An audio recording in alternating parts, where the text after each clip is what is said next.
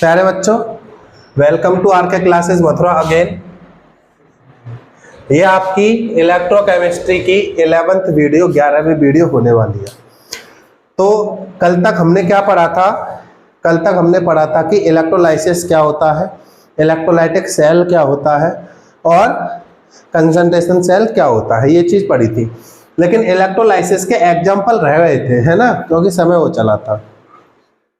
तो सबसे पहले हम पढ़ेंगे एग्जाम्पल्स ऑफ इलेक्ट्रोलाइसिस, यानी कि इलेक्ट्रोलाइसिस के उदाहरण पढ़ेंगे।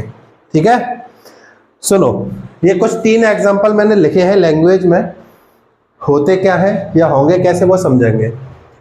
सबसे पहला है electrolysis of molten NaCl using platinum electrode, यानी कि प्लेटिनम इलेक्ट्रोड के प्रयोग से गलित NaCl का विद्युत अपघटन, यानी कि इलेक्ट्रोलाइसिस। गलित NaCl है यानी कि पिघला हुआ। देखिए NaCl है कैसा? मोल्टन। मोल्टन मतलब गलित, पिघला हुआ। अगर गलित है तो ये कैसे टूटेगा? Na positive plus Cl negative में टूटेगा, है ना। 2 रिएक्शन होंगी, एक तो होगी कैथोड पर, ठीक है, और एक होगी एनोड पर। एक कैथोड पर रिएक्शन होगी, एक एनोड पर होगी। कल मैंने आपको बताया कैथोड पर क्या होता है? रिडक्शन होता है। तो कैथोड पे होगा रिडक्शन। रिडक्शन का मतलब इलेक्ट्रॉन गेन। तो Na पॉजिटिव जो है वो एक इलेक्ट्रॉन गेन करके क्या बना देगा? Na बना देगा, यानी कि सोडियम मेटल बना देगा। और एनोड पर क्या होगा? ऑक्सीडेशन, यानी कि जो Cl नेगेटिव है वो क्या करेगा? इलेक्ट्रॉन लूज करके और क्लोरीन गैस बना देगा।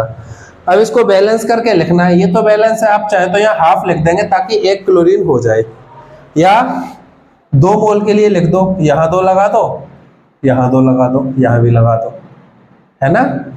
तो ये बैलेंस करके हो गई। तो इलेक्ट्रोलाइसिस हो गया, ठीक है, इलेक्ट्रोलाइसिस हो गया, डन। तो ये हो गया मोल्टन NaCl का, यानी कि NaCl गला हुआ है हमारे पास, उसमें ये रिएक्शन हो जाएगी, ठीक है। और अगला एग्जांपल क्या है? Electrolysis of aqueous NaCl using platinum electrode, यानी कि जो NaCl है वो जलीय है, जलीय NaCl का। जलीय मतलब वहां पानी होगा।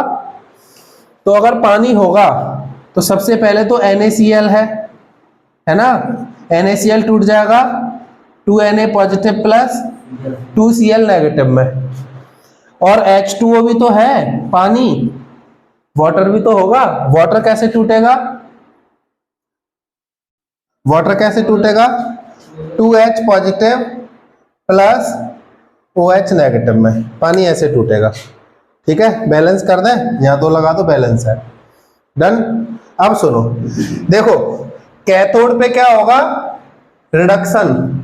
कैथोड पर क्या होगा? रिडक्शन। रिडक्शन कौन करेगा? H positive. जैसे यहाँ Na पॉजिटिव ने किया था, ऐसे ही H पॉजिटिव, यानी कि कैथोड की रिएक्शन लिखेंगे। कैथोड की, देखिए बेटा, तो कैथोड पर क्या होगा? रिडक्शन करेंगे। जैसे Na पॉजिटिव ने किया था ऐसे ही। तो क्या होगा? यहाँ H पॉजिटिव करेगा, 2H पॉजिटिव क्या करेंगे? 2 इलेक्ट्रॉन गेन करके हाइड्रोजन गैस बनाएंगे। क्या बनाएंगे? हाइड्रोजन गैस, ठीक है। और एनोड पर क्या होगा? एनोड पर जैसे यहाँ हुआ, एनोड पर क्लोरीन गैस का ऑक्सीडेशन, 2Cl नेगेटिव क्या करेगा? क्लोरीन गैस बनाएगा और 2 इलेक्ट्रॉन लूज कर देगा, ठीक है ना। जैसे यहाँ पर कैथोड पर Na पॉजिटिव ने इलेक्ट्रॉन गेन किए थे, एक्वा सॉल्यूशन में कौन करता है? H पॉजिटिव इलेक्ट्रॉन गेन करेगा, और क्लोरीन वाली सेम रिएक्शन। यहां तक हुआ? समझ में आई बात? अब थर्ड एग्जांपल करेंगे। देखिए, इसके बाद third example, electrolysis of copper sulphate using platinum electrode. Aqueous CuSO4, यानी कि जलीय कॉपर सल्फेट का करना है। तो देखिए कॉपर सल्फेट है, कॉपर सल्फेट कैसे टूटता है?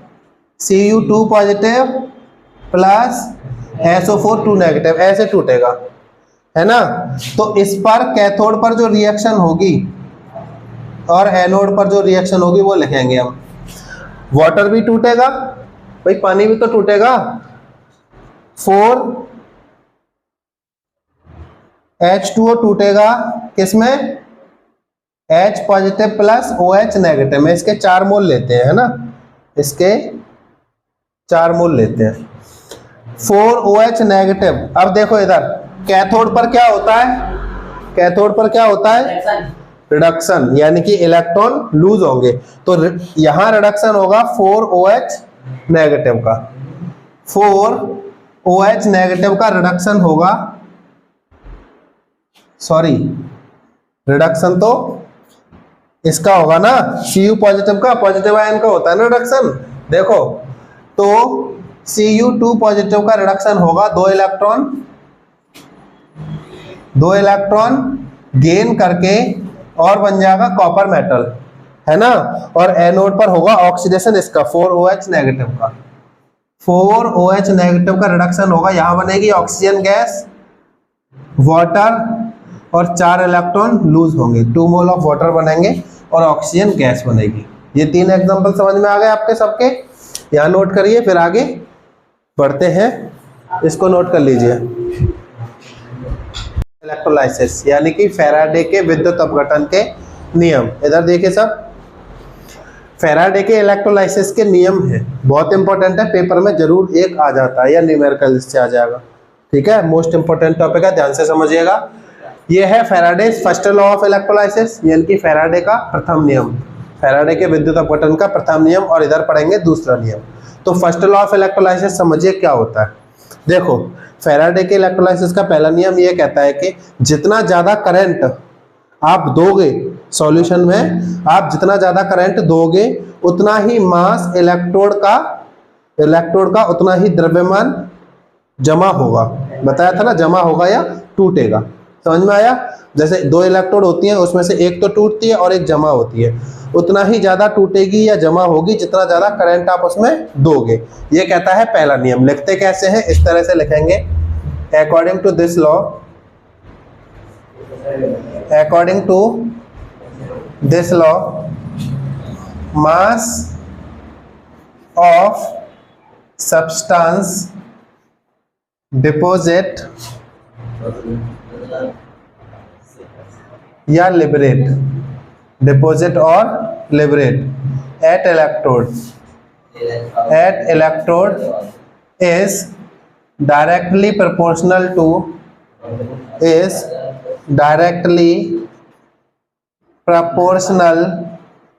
to the amount of charge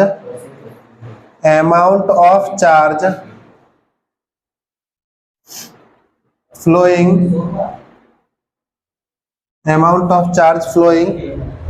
in the solution of electrolyte, Hindi में क्या लिखते हैं, इस नियम के अनुसार,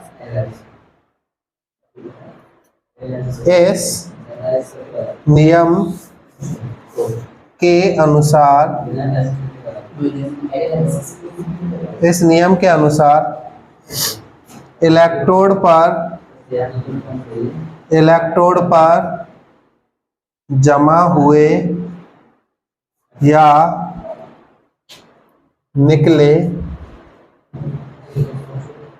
निकले पदार्थ का द्रव्यमान विलयन में प्रवाहित विद्युत आवेश के समानुपाती होता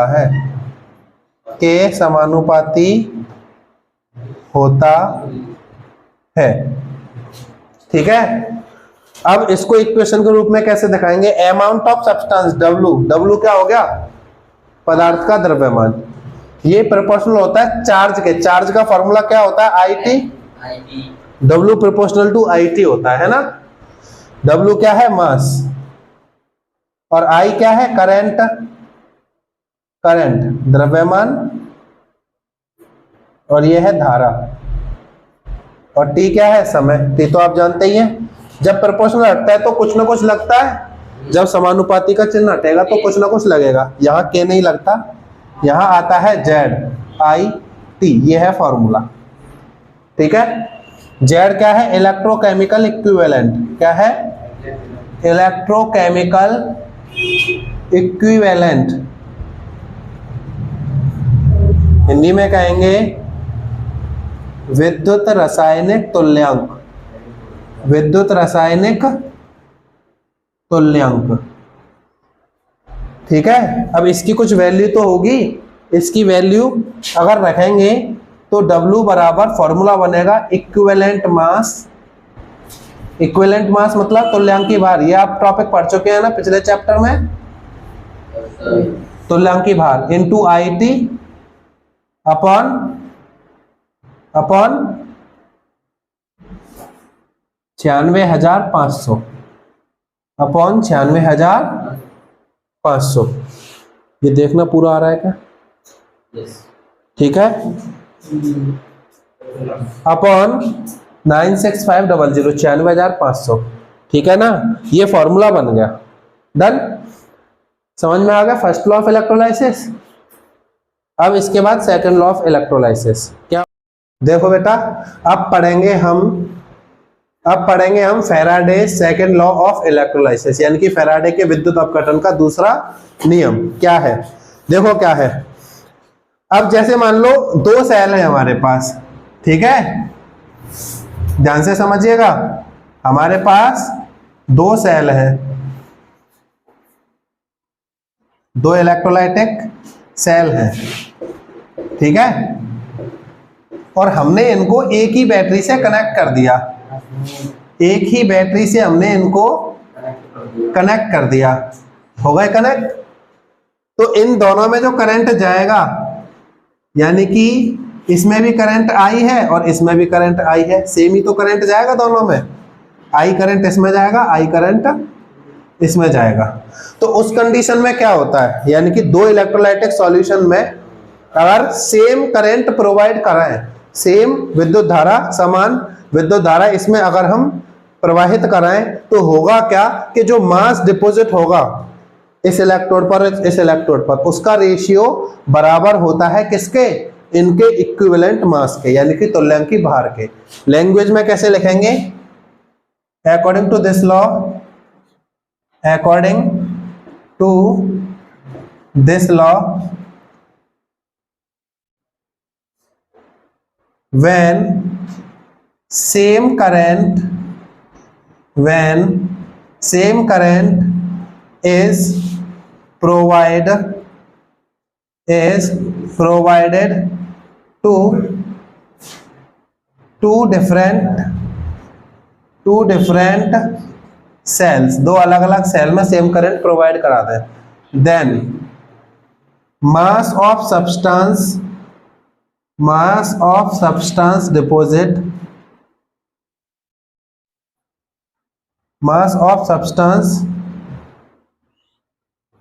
डिपॉजिट और liberate will proportional to the equivalent masses for both electrodes, यानी कि इस नियम के अनुसार यदि दो सेलों में समान आवेश प्रवाहित करें तो दोनों इलेक्ट्रोडों पर जमा द्रव्यमानों का अनुपात उनके तुल्यांकी भार के अनुपात के बराबर होता है। तुल्यांकी भार के अनुपात के बराबर होता है।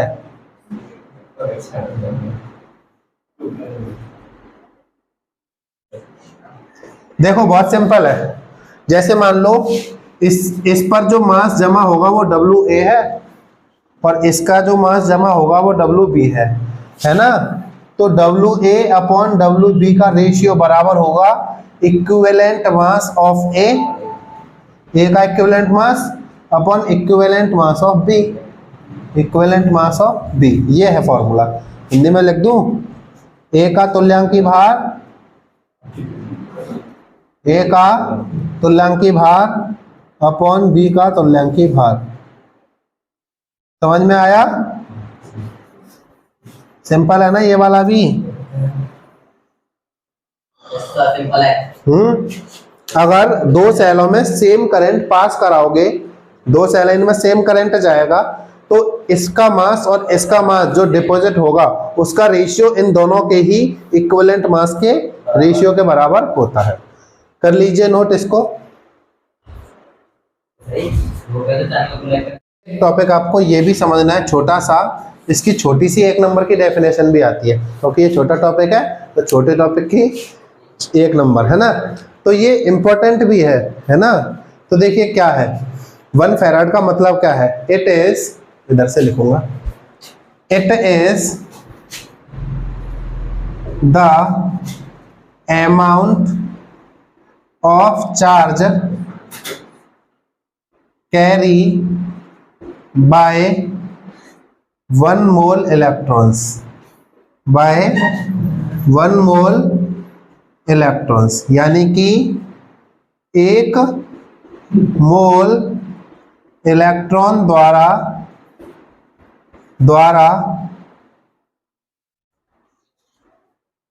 उत्पन्न चार्ज या उत्पन्न आवेश